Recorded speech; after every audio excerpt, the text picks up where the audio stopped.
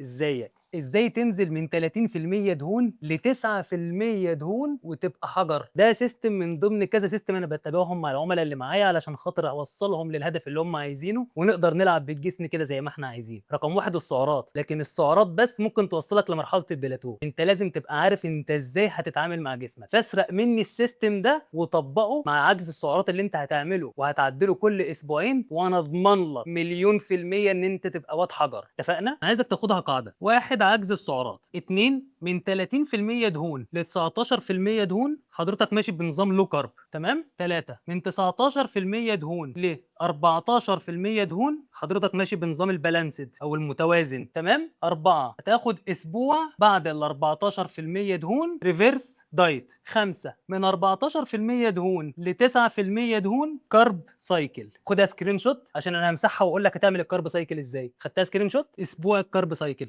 اسبوع الكارب سايكل. خط دكاتره. 3 1 2 1، لو هاي لو هاي. هتفضل ماشي بالاسلوب ده لغايه لما حضرتك هتوصل ل 9% دهون او 10% دهون، وتقوم اخد 10 ايام بي اس ام اف، واليوم ال 11 هتعمل الريفيت بتاعك.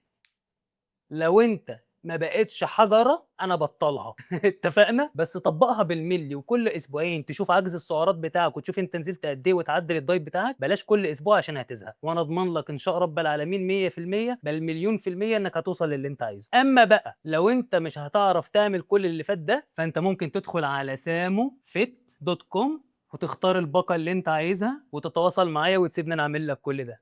سلام.